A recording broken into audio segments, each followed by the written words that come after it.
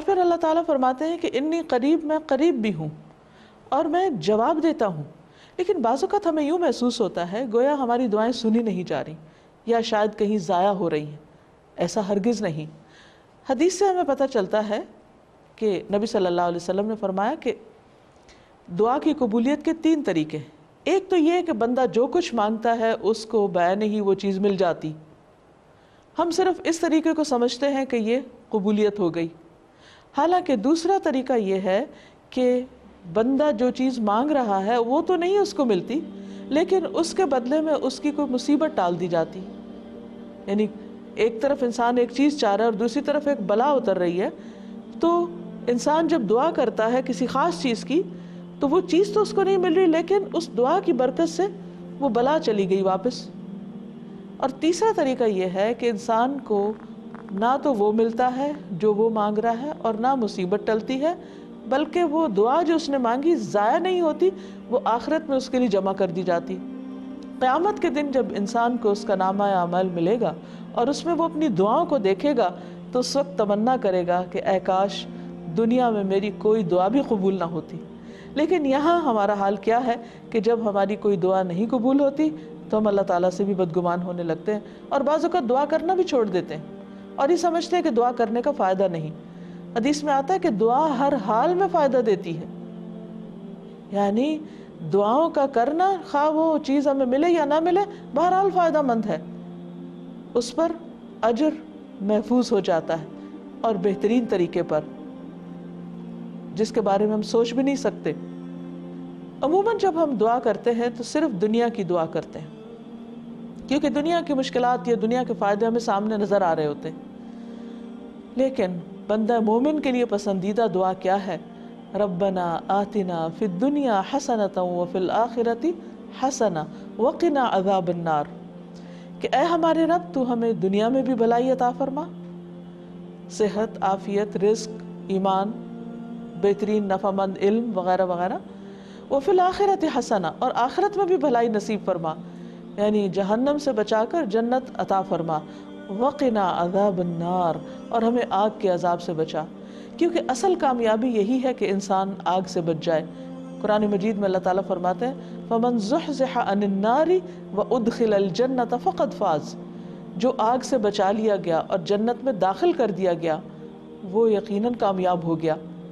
اصل کامیابی صرف یہ نہیں کہ انسان دنیا میں جو حاصل کرنا چاہتا ہے یا اس کی کوئی ہائی گولز ہیں جن کو وہ اچیو کرنا چاہتا ہے تو وہ اچیور جو ہے وہ سکسیسفل پرسن ہے.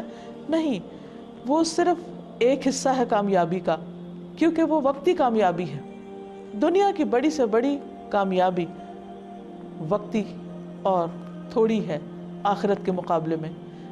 لیکن آخرت میں بھی جو کامیابی ہے اس میں سے اصل کامیابی کیا ہے کہ انسان جہنم کی آگ سے بچ جائے اور جنت میں داخل کر دیا جائے جو اللہ تعالیٰ کی ملاقات کی جگہ ہے. اس لیے ہمیں دنیا اور آخرت دونوں کے لیے مانگنا چاہیے. یہ نہیں کہا کہ دنیا کے لیے مانگو نا، دنیا کے لیے بھی مانگے، لیکن دنیا کے لیے اتنا مانگنا بھی کافی ہوگا جتنے دن ہمیں دنیا میں رہنا ہے، یعنی تھوڑا.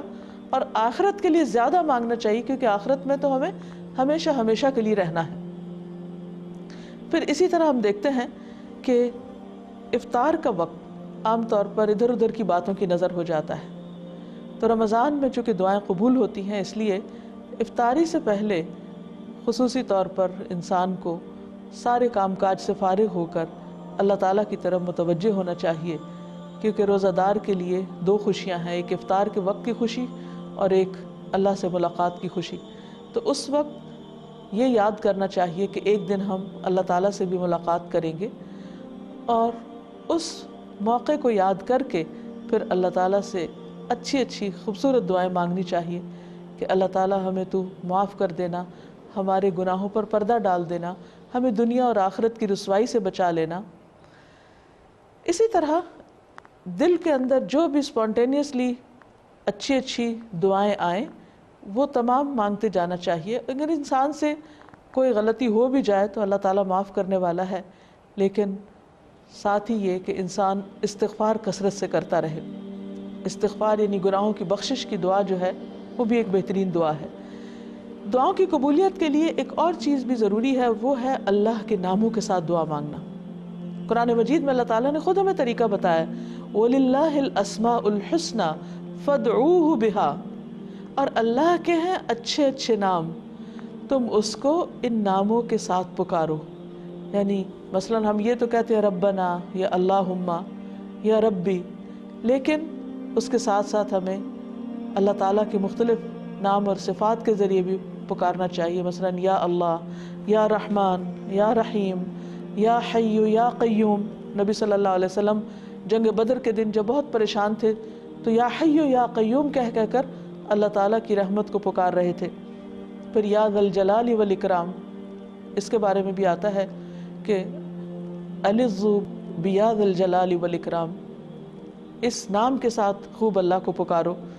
پھر یا احد یا صمد، یا مجیب الدعوات، یا بدیع السماوات والارض، یا رب۔ اور پھر انسان کو ایمان، تقوی، اخلاص، بہترین اخلاق اور دنیا اور آخرت کی کامیابیوں کی دعائیں کرنی چاہیے۔ رمضان کے مہینے میں چونکہ ہم سحری کے وقت اٹھتے ہیں اور سحری کا وقت دعاؤں کی قبولیت کا وقت ہوتا ہے، رسول اللہ صلی اللہ علیہ وسلم نے فرمایا، ينزل ربنا تبارک وتعالی كل لیلۃ الى السماء الدنیا حين يبقى ثلث الليل الآخر يقول من يدعوني فاستجیب له۔ ہمارا رب تبارک و تعالی ہے، ہر رات کو اس وقت آسمان دنیا پہ نزول فرماتا ہے جب رات کا آخری تہائی حصہ رہ جاتا ہے، وہ کہتا ہے کوئی جو مجھ سے دعا کرنے والا کہ میں اس کی دعا قبول کر لوں۔ یعنی اس وقت اللہ تعالیٰ دعا کرنے کی خود دعوت دیتا ہے اور قبولیت کے لیے پکارتا ہے کہ میں قبول کروں گا۔ اس لیے خوب اللہ سے مانگیے، اللہ تعالیٰ ہم سب کی دعائیں قبول فرمائے اور ہمیں بہترین دعائیں مانگنے کی توفیق بھی عطا فرمائے۔